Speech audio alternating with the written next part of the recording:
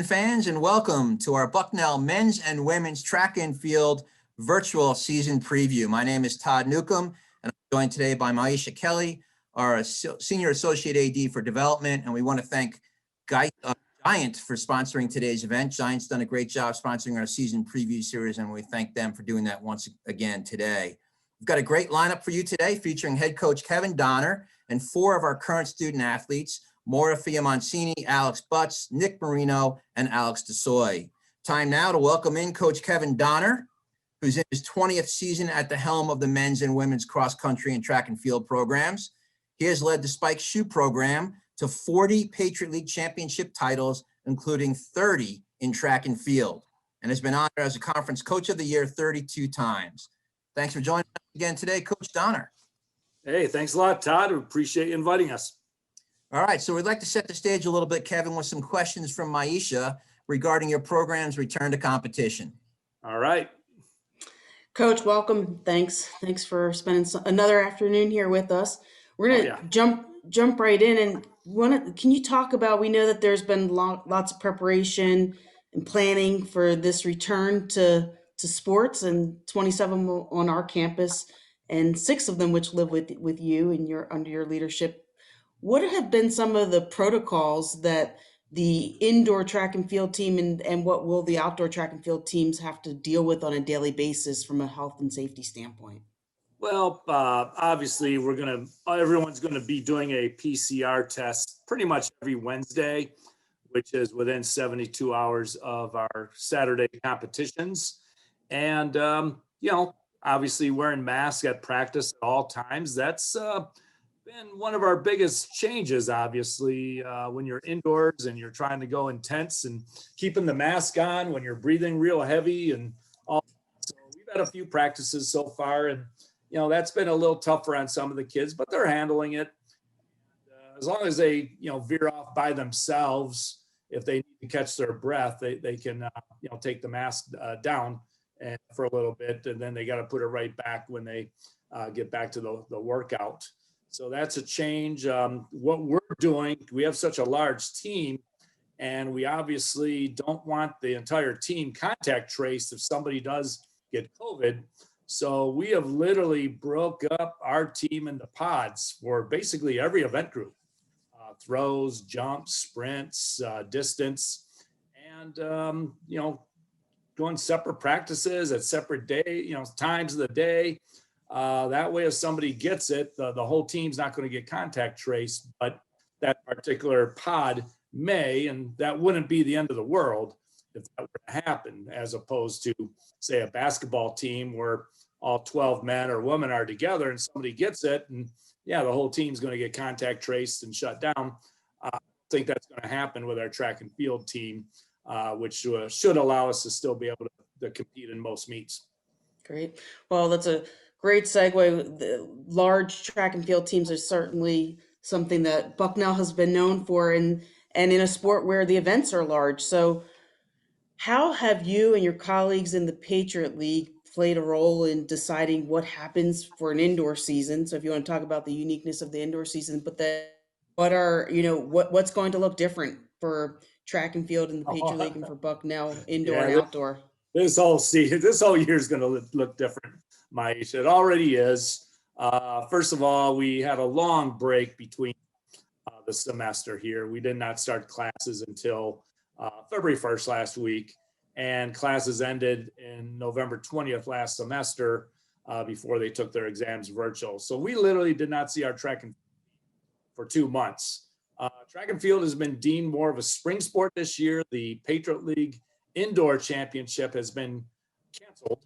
The Patriot League, the coaches, the ADs, presidents, spelled 10 schools, 20 different teams, when you count the men and women, at one indoor facility. Just was not the smart thing to do in this day and age. So there's no indoor championship. And because of that, Bucknell University deemed track and field a spring sport. And as far as we're concerned, the spring season is on business as usual with the championship in early May. With that said, we are allowed to have a couple home indoor meets. as long as they're dual meets or tri meets. And we set up, a couple meets, including a Patriot League pod challenge where the Patriot League set up some duels and tri meets with some regional schools. For example, Navy's going against American and Loyola.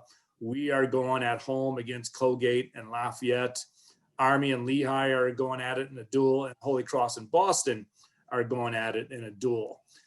Because the Patriot League scheduled that, we were allowed to get a couple warm-up meets prior to that. So we had one set for this weekend that because of the athletics pause, we're not going to do it. And then we hope to open up next week with a indoor meet, dual meet against Lehigh, which they have a pretty solid team, and they haven't competed yet. We haven't competed yet. So I think that'll be an exciting meet at home. So we're looking at the indoor season as basically a setup for the outdoor season. That's how we're treating it. We're not rushing our kids back after the long break. We want to keep them healthy. If you rush them back, get too intense, could cost you a few injuries, and we're just not going to do that. So we're slowly bringing our team back. We're going to use our 2 indoor meets as setup meets for the outdoor season. With that said, Bucknell is not doing a spring break, so we can get our outdoor season started early. And we're going to start May 13th with an outdoor dual meet against Navy, who is the defending champions for outdoor track and 19 and indoor track and field of 20. So we're going to go right to the well there against the perceived best team in the league for a dual meet for our first outdoor competition that we're excited about, and it's at their place. Great. So Kevin, that's a perfect segue to talking about the teams themselves. Can you give us a scouting report on both your men's and women's programs, and maybe what are some of the strengths of each team and maybe some of the areas of concern?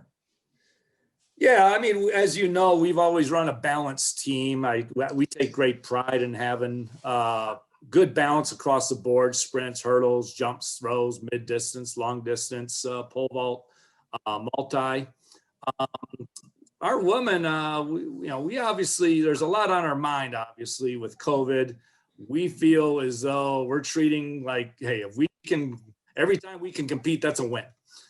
Every time we can't compete, that's a loss. That's how we're treating this year.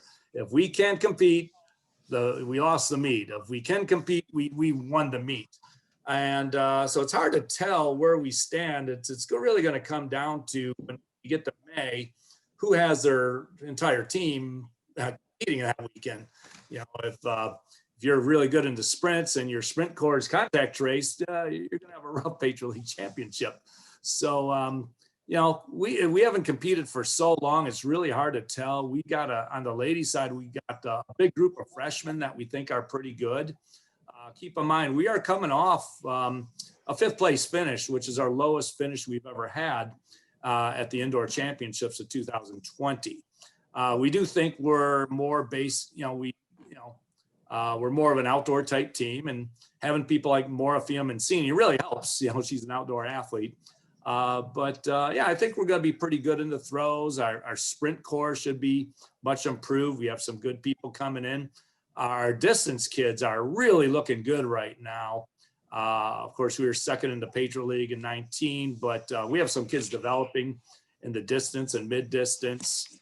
To be honest, it's hard to judge where our weaknesses will be just because I haven't seen them compete in any type of competition yet. A week from now, I can answer that question a little better. On the guys' side, on paper, you could call us more of a rebuilding stage. We were in the Patriot League last year indoors behind Navy and Army, but it was a distance third. But we were well ahead of Boston and Lehigh for 4th and 5th. We did lose a lot of good guys. We had a lot of seniors that graduated, but we've always had the next man up type attitude. And we feel as though we're going to be a pretty good team. I'm not sure we can compete with Army and Navy just yet. That's our goal. We want to start beating those teams again, but it might be a year or two before we do that. But for now, like I said, get us to a meet and we win the meet. That's the way I see it.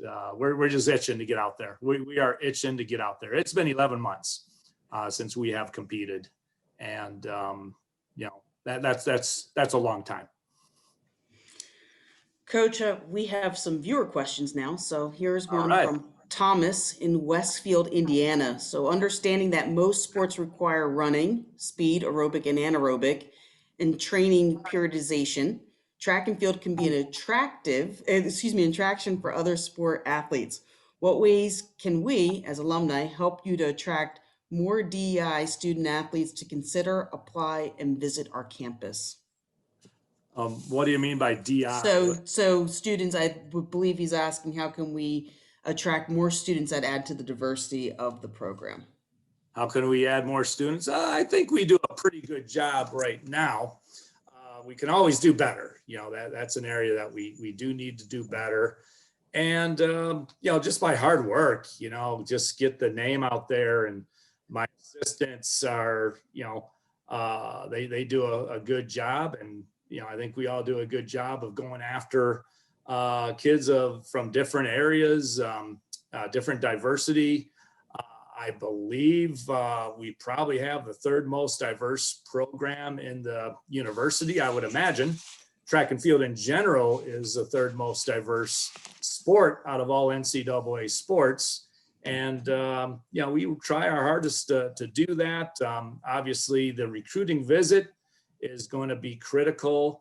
Unfortunately, during an NCAA dead period, we're not allowed to meet the kids. They're not allowed to meet the athletes.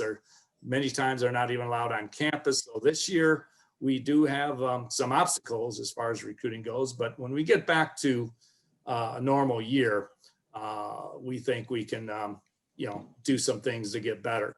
We do like the multi-event people. I heard a little bit about people from other sports. We've done a pretty good job with that. It all depends on the other sports coach. For example, Stefan Maura Green last year, he came out for track and for his first time as a senior. He was a football player for 4 years, and he ended up being one of our all-time best sprinters last year. I think he's ranked as our second or third best in the 200 and the 400 indoors. We only had him for 2 months, and unfortunately, we didn't have him for the outdoor season because of COVID.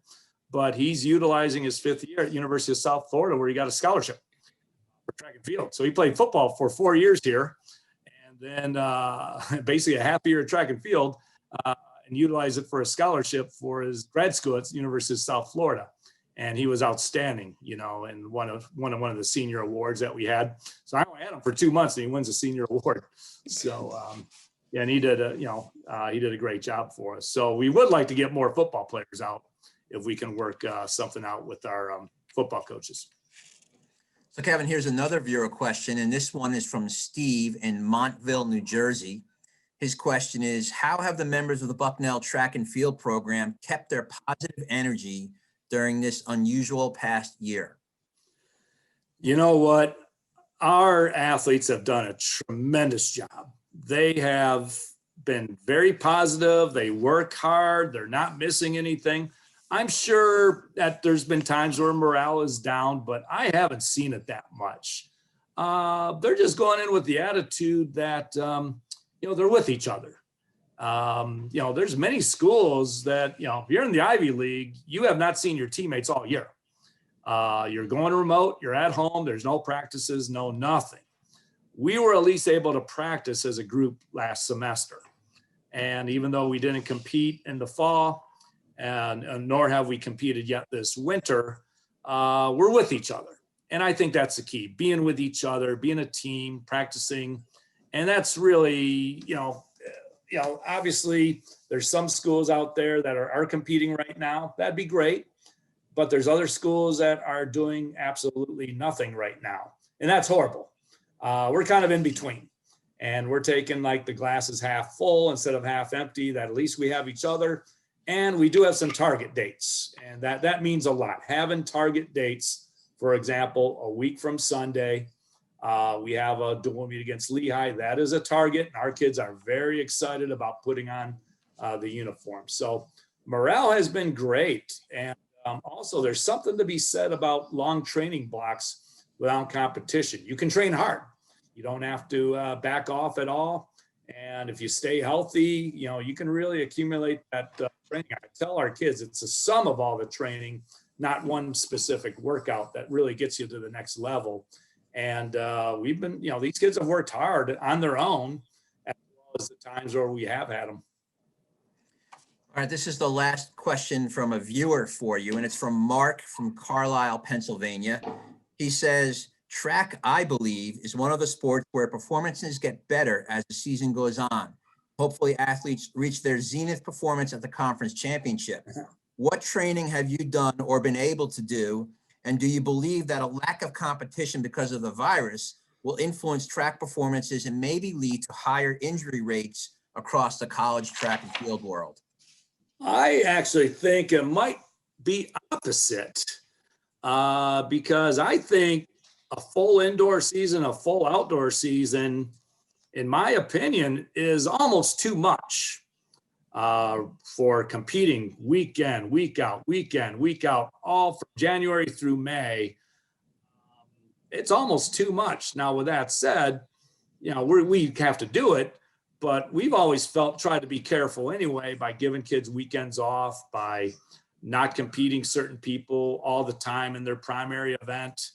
Like I said earlier, sometimes long training blocks with no competition can really build on your endurance, your mobility, your speed, your strength.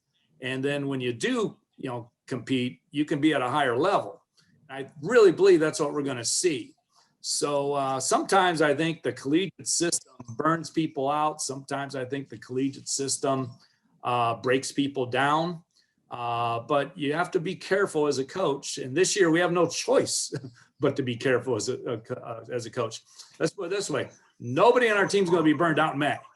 Okay, when May hits, if somebody on my team tells me they are burned out from track and field, there's a problem there. They will not be burned out.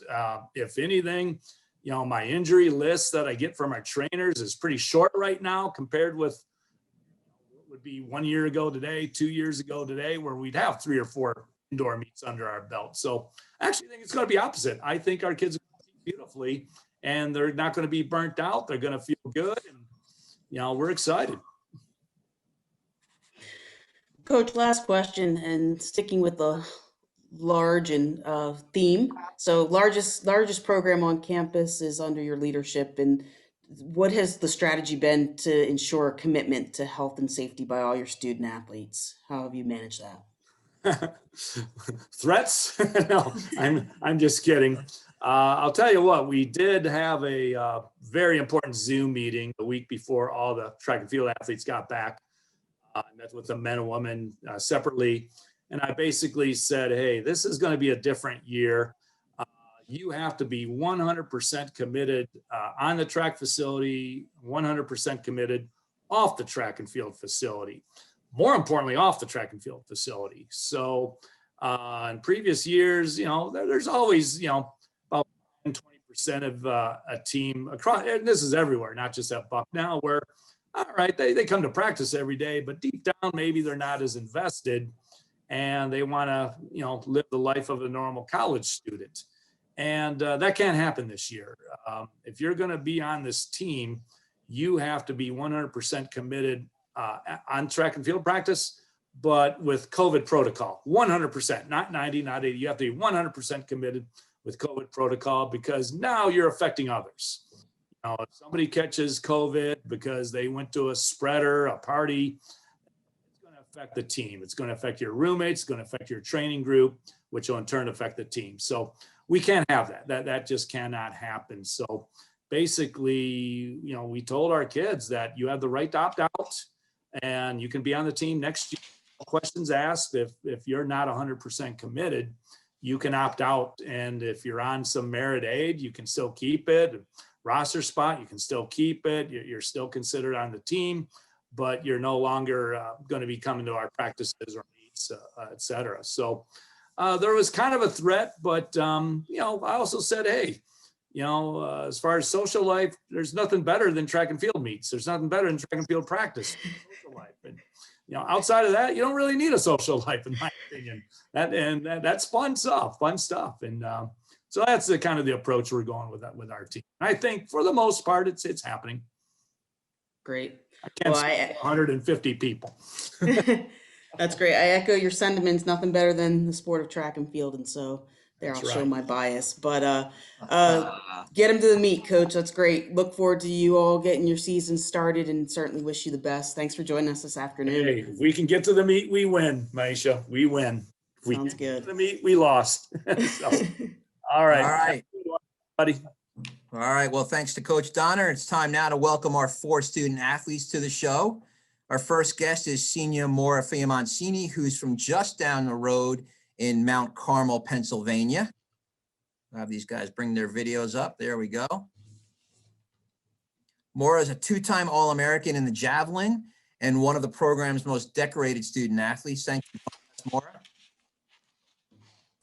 All right, thank you for having me. And I know you've got class soon, so we'll make it as quick as we can. So tell us about your recruiting story and how you wound up at Bucknell and as a member of the track and field program. Yeah, so my recruiting story, like you said, I live about an hour away from campus in Mount Carmel, Pennsylvania.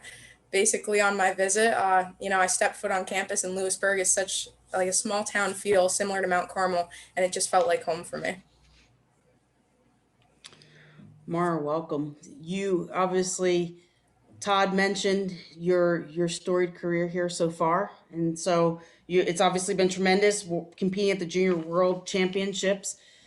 How have you stayed focused and worked on your craft during this time, and what are your expectations for yourself and your team this season? I think my expectations for myself haven't really changed since the past couple seasons. So as a sophomore, I set the goal for myself of just qualifying for the NCAA championship again. This year, I'd like to place in the top 8 and hopefully be qualified for the Olympic trials and compete there in Oregon this year. For my team, I guess my goal is just to compete as much as we can, like Coach Donner said. And I mean, I'm just very grateful to be back on campus and have the opportunity to train with my teammates. And like I said, every competition that we have, I'm grateful for.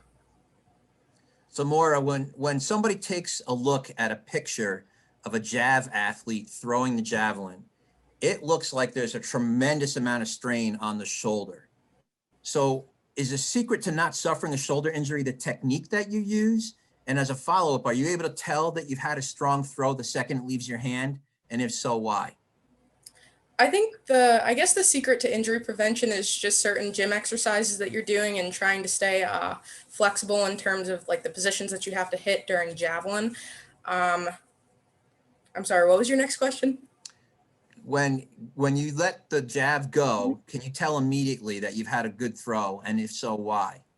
I can usually tell if I have a good throw basically by the flight of the javelin. And at this point, it's my 8th year of throwing, so I know what positions I have to hit and I guess can feel that during the throw. As a senior veteran on the program, what kind of advice have you been able to give to younger members of the program as you work through this mental and physical time in preparing for a competition in a pandemic?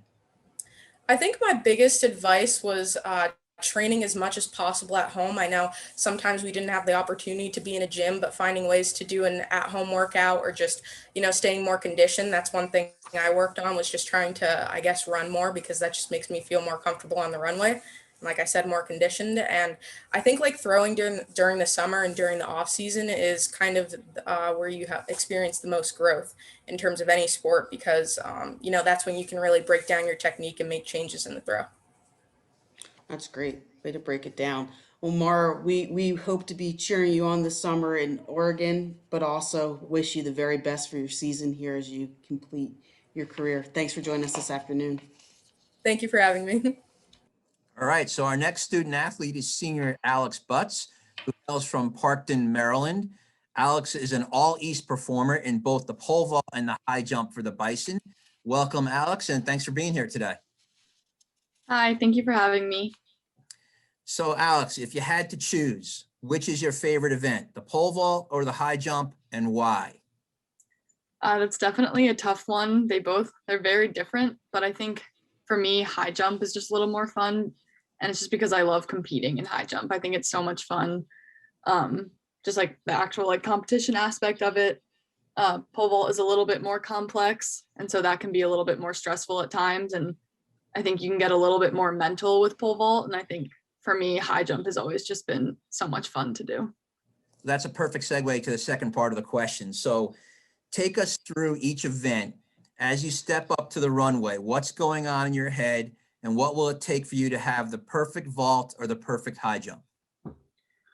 Yeah, so for both, your actual approach and your run up is really important to what's going to happen over the bar.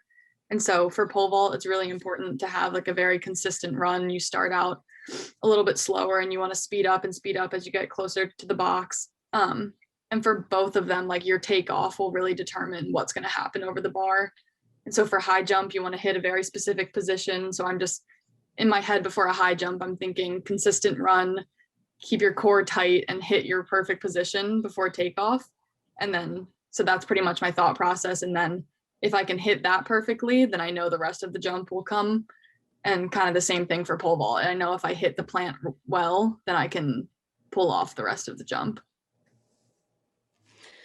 Alex, you are part of a member of the Patriot League track and field program that has had a lot of success on our women's side. And so that success, we've seen it real time too. And like no other, the women's track and field team brings a ton of energy to those Patriot League championships. And so it makes it very exciting to watch. Can you share why you think the team is so close, and what fuels that energy and desire to stay on top of the league?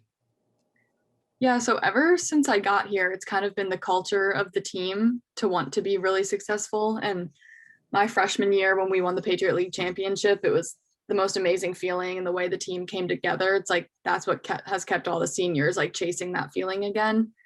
And I think our team is special because track is a very individual sport. And I think just the culture of our team, what the leaders have always instilled, is that even though it's an individual sport, our focus is winning team titles. And so if I do well individually, that's great, but I know that that's even greater because I'm scoring points to win the team title. And so just having that culture of like really wanting the team to do well, not just individuals, it really brings everyone together. It makes everyone really close, and it makes the meets more fun because we're constantly cheering each other on because we want everyone to do well, not just yourself. Alex, we've alluded to it a couple times earlier on the show. Obviously, the track and field program is a large program with a lot of student athletes, and a lot of different people contribute to that team total and the success the team does have. But are there a few individuals that you have looked up to the most and respected as teammates during your time here?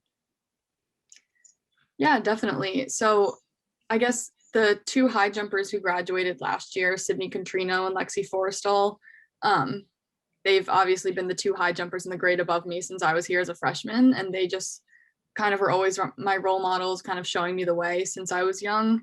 And they definitely showed me the team culture. And so they taught me a lot of what I know about being a teammate. And so I definitely miss them. And also last year, someone who graduated was Alex Kumas. And she was also just a really like dedicated athlete, great teammate. And just a lot of the people who've graduated like her have showed me what it means to be a good leader and a good teammate. So as you sort of reflect on your time here at Bucknell, and certainly have some time to go ahead of you, what we want to finish off, but what would you say that you've learned and that you know you'll be able to take with you into the future? I think just from my teammates and my coaches, I've learned how to be dedicated to something and kind of put everything in my heart into what I'm doing. So that's definitely one of the biggest things I've learned, and also just how to be a good teammate and how to care about the people around me. Those are some really cool things that I've learned from being on the team. It's tremendous. Alex, thank you so much for joining us today, and good luck to you this season. Thank you. Thank you for having me. All right, so our first guest from the men's program today is senior Nick Marino from Horsham, Pennsylvania. Nick is also a pole vaulter for the Bison, and he owns both the second best vault outdoors and the third best vault indoors in school history. So I want to welcome Nick to the program. Nick, thanks for being here. Hello, thank you for having me. Nick, thanks for being here as well. Good afternoon. And can you just jump right into, as a senior leader of the program, what are some lessons that you've learned along the way and goals that you've set for yourself and for the team as you go into your final season at Bucknell? Oh, that's a good question. let's see. I guess trusting the process is a big one. Trusting your training, trusting the connection that you have with your coach. Those are probably some of the big things that go into like I guess like success in track and field in general. Also trusting your teammates too. I mean, specifically with pole vault, we need that a lot because teammates catch your step. They can really like help the coach kind of help you in a way, and so that that really helps drive success there. Let's see, second part of your question. The personal goals you have for yourself. Personal goals. Right. So this year I was I guess my goal was to get to the finals for NCAA, and also maybe go All American would also be a really cool goal to hit. Um, Before that even happens, we would need to actually be able to compete and train. So I guess that goals can start there by just trying to keep the team clean and like away from COVID and away from contact tracing. So we can actually have a chance to compete and train in order to compete.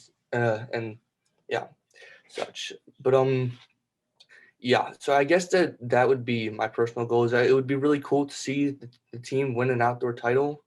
It would be cool to see the team go to the outdoor championship in general in the first place. So I guess just the first goal is just to, like Coach was saying, just get to the meet and compete.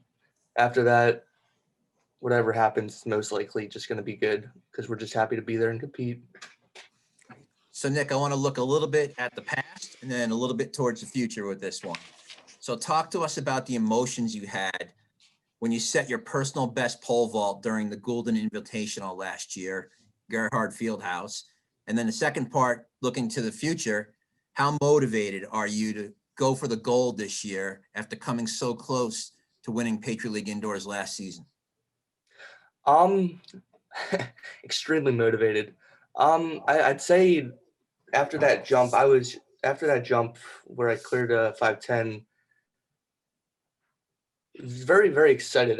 The first thing that I thought of, I remember as I got off the pit was I remember I was thinking there's a lot that I can work on still. Like there's still a lot of training that I can do. There's still a lot of speed that we can develop and still a lot more heights that we can get over. So I guess that was the first kind of thought that happened after I cleared that bar. Let's see. Sorry, I'm getting lost with the second part of the question. That's okay. The second part was just, and you kind of alluded to it in the beginning of your statement. How motivated are you for Patriot League Indoors this year? Well, there's not really an indoor, but Patriot League Outdoors this year. Extremely. I've had my sights kind of set at the outdoor record for Bucknell, which is 17. So that's just a good benchmark, I guess, to push towards in the spring season. It definitely really drives a lot of motivation and a lot of passion towards training itself. So we're highly motivated at this point to keep going, keep driving the record up, and continue with our goals and see what we can do with our season. Nick, do you have a preference between indoor or outdoor when it comes to vaulting? And is there a different approach that you take when competing in the vault, indoor versus outdoor? That's actually a really interesting one. Mixed feelings. So when it comes to indoor, it's really cool because here there's a beautiful facility. We have an amazing facility to compete in, we'll both practice and compete indoor. So it's kind of an escape from weather in a way. So like I guess early spring, it's not the most fun to be competing outside because hands get cold. It gets kind of hard to grip the pole and stuff. But I'd say later in the season, outdoor is definitely like much better than even like indoor because you have the sun beating down on you. Like you have the psychological increase from knowing that like it's warm out. You don't need to be like bundled up to stay warm and stuff like that. And the overall energy on the track is just a lot higher, in my opinion. So I would say that later in the season, outdoors probably the best time to be a pole vaulter. Nick, similar question to the one we just asked Alex a moment ago. Obviously, you've been through the program for 3 years now, senior, you've been around your teammates. Are there particular teammates that you've looked up to and have really impressed you over the years? Definitely. I'd probably say that the seniors that graduated 2 years ago, Matt Fay, Reggie, Steve, they were probably my biggest role models when it came to track itself. Matt Fay was a pole vaulter, and he was like my direct like role model that I always looked up to for everything, both socially and academically, and on the track too. Well, specifically on the track because he was my teammate and the best on the team at the time. So I guess you could say that Matt Fay was probably my biggest my best motivator or mentor when it came to track. And a follow-up to that, how would you want, or how do you want the younger members of the program to remember you as a competitor and a leader? What do you want them to remember about you? Just that we worked really hard for what we wanted. We were working really hard to achieve our goals. And I guess just take out of it again, just trust your training. All right. Well, Nick, we certainly are keeping our fingers crossed that you get out there and you have seasons and you're able to compete. And we wish you and the rest of your teammates the best of luck. Thanks for being here today. Thank you. Thank you for having me. All right. And our final guest this afternoon is senior Alex DeSoy from Egg Harbor Township, New Jersey. As a sprinter for the Bison, Alex is a 2-time Patriot League champion and a 3-time all-conference selection overall. Thanks for being here today, Alex. We appreciate you taking the time. Thanks for having me. So you captured Patriot League Indoor Rookie of the Meet honors in 2018. How emotional of a start to your career was that? And what are your goals to cap your career this spring? Well, that was one of the biggest accomplishments of my life. I came in thinking, oh, I just run 1 or 2 events. No way they're going to just pick the guy. There's bound to be someone who runs like 5 events and does really well. But no, it was awesome to hear that. But I mean, it couldn't have been done without my teammates. I had such a great team that year. Our relay ran really well, and I had some good training partners. And all credit just goes to them and the coaching staff. It was awesome experience. But for this year, I'd just love to run a meet. To be honest, I would love to finish a meet pretty well, feel pretty healthy afterwards, and look forward to the next week. We just have to take every meet at a time. Can't take anything for granted right now. But I guess overall, try and win an outdoor relay. That's one of my favorite events, and I know the team always loves it. And we have a good group of guys this year, so hope we can just take gold in that event. That's probably my favorite event, and I try to make everyone know that as soon as I walked in. Alex, we have a question from an audience member. It's from Billy in Albany, New York. So how have you had to prepare yourself mentally for such a drastic change in the way you compete? How have you found ways to push yourself? It's a good question, Billy. It's been tough overall, just trying to get on a schedule. I would say that's the toughest thing. Just trying to get a schedule between classes and going to the weight room and going to the athletic training room. That's the hardest part right now. It's just trying to get in a groove. And I guess ways to motivate myself is, try and beat his time, try and beat everyone's time. I want to, leave my record on there. I want to leave this year with a fast time. So that's what I'm kind of motivating myself for, try and get on some record books and try and, get this team some points that we need and close the gap between Army and Navy. Definitely a big motivator right there. So Alex, some folks may not know, but your brother Robert's also a member of the team and competes in many of the same events you do. In fact, the 2 of you were part of the 4x400 unit that ran the 2nd fastest time outdoors in 2019. What's it like competing with him as a teammate in a relay? I mean, is there an extra trust when it's your brother on the other end when you're handing off the baton or receiving the baton? Yeah, one of the best feelings ever. I'm so happy we get to run with each other in college and in high school our whole lives. I mean, it's kind of just a motivating factor. After the race, we're like, oh, you could have ran faster, you could have done this better. So we want to, push each other to the limit and try and, get the best out of each other. And, a nice, friendly, kind of brotherly way. We try and, get the best from each other. But yeah, there's definitely a trust. It's not like that hard of an exchange. So it's not, putting too much trust into him. But, definitely, I know he knows where to be. He'll definitely cut off the guy in front of him because he knows I'm going to pass him. We kind of work off of each other, and we could tell when he's yelling at me to come down the track or I'm yelling at him, just go a little bit faster, be like, all right, be quiet. Let's get this over with. Great. Well, there's an interesting bit of trivia that we might want to share with the audience about you and your brother when it comes to the 400-meter run. Do you know what it is? No, I mean, we have the same outdoor time. That's what I was going to say. So both you and your brother have the identical personal best time of 48.62, which ranks 10th all time at Bucknell. Amazing that you both have that same personal best. Yeah, I mean, I would like to ideally run a little bit faster than him because 400 is more my event. But no, he had a great year, and I'm really happy that we could be at this level. This year, I'm looking, run past him a little bit more. But no, he ran a really good race, and that was awesome. I was so happy for him, especially because that's not normally his event. But no, this year definitely one of the motivating factors is just to beat him. One last question for you, Alex. So, how would you describe the team's morale now that you've been able to be back together on campus and certainly have and will have those training opportunities? And then what's the expectations for the season? So at first, morale was, a little tough in the fall. It was definitely hard to get guys motivated when you can't see them every day. Our team, we kind of build off of each other. One of the things I always loved was going to practice and seeing everyone, talking to everyone, and hearing what they have to do about their day. This year, it's just a little bit different. We kind of have to take it step by step.